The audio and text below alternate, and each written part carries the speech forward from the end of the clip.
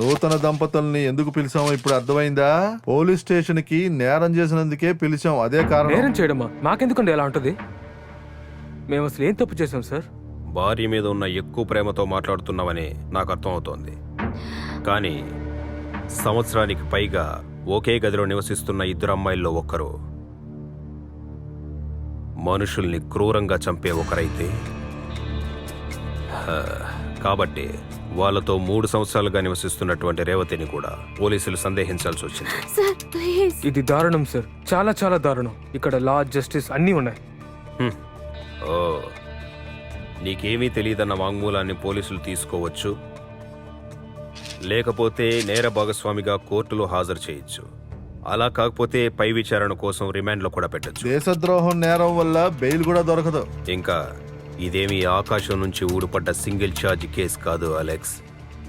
సంవత్సరాల తరబడి పోలీసులు విచారిస్తున్న ఒక సెన్సేషనల్ కేసు ఇది. అది పోలీసులకు బాగా తెలుసు.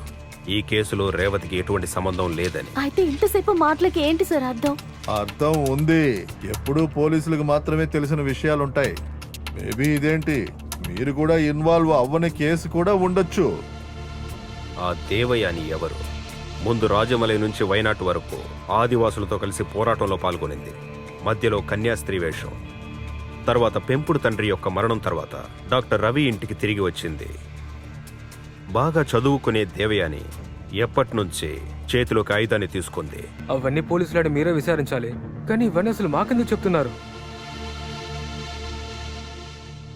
రక్తంతో గోడ మీద బొమ్మ గీయబడ్డ ఒక కన్నుపిల్ల. ఆడపిల్లలు ఫేస్ చేయకూడని ప్రాబ్లమ్స్ ని దేవయాని ఫేస్ చేసినట్టుంది. కానీ ఇది ఇంకా అయిపోలేదు మేడం. దేవయానిని క్రూరంగా మార్చిన వాళ్ళల్లో ఒకడు ఇంకా బయటే ఉన్నాడు, అడ్వకేట్ జాన్సన్. ఇక ఎవరు, ఎలాగా, ఏ ప్లేస్ లో? ఇకపై ఇదే మన టాస్క్. రాజమల లూయి చచ్చి పాతి పెట్టబడ్డాడేవాడా?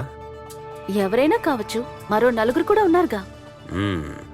లక్ష్యాన్ని చేరుకోకుండా ఓడిపోయే వాళ్ళు కాదు మేడం. ఎగ్జాక్ట్లీ. ఎస్.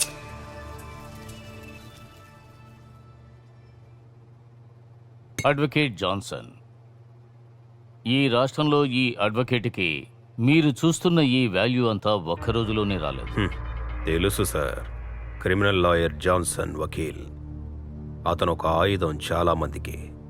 చట్టాన్ని రక్షించాల్సిన వాడే నేరస్తుల నేరాలకి సాయం చేస్తున్నాడు. అదే చాలా పెద్ద విషయం. నేరస్తుడికి మంచివాడు అని సర్టిఫికెట్ ఇవ్వడానికి నేను చట్టం చదువుకోలేదు. తెలుసు సార్, అది అవసరమైన వాళ్ళకి నిజాన్ని అబద్ధాన్ని కట్టి వాళ్ళని కాపాడిన తర్వాతే కదయ్యా నువ్వు పెద్ద లాయరు అయ్యావు. సురేందర్, మీ గుంపులో ఉన్న వాళ్ళు పరలోకానికి వెళ్ళినా కూడా తప్పు చేశామన్న భయం లేకుండా ధైర్యంగా ఉన్నావు చూడు. ప్రొటెక్షన్ ఇవ్వడానికి ఏమీ రాలేదు జాన్సన్ వకీల్. 1.5 ఇంచు బ్లేడ్తో హత్యలు చేసే లోకల్ రౌడీ కూడా కాదు జాన్సన్ వకీల్. లోపలున్న వాళ్ళు రక్తానికి రక్తం అంటూ పగ తీర్చుకున్న వాళ్ళు. నక్సల్ లూయి యొక్క ఒక చెయ్యి, అది మర్చిపోవద్దు. తర్వాత పక్కనే ఉన్న అమ్మాయిని అంత తొందరగా మర్చిపోవడానికి అవకాశం లేదు కదా, అంతే కదా? ఒకరిద్దరు అరెస్ట్ అయిపోయారని సంతోషించొద్దు వకీల్. నక్సల్ లూయికి ఫ్యాన్స్ క్లబ్ ఉందన్న విషయం నాకు తెలీదు.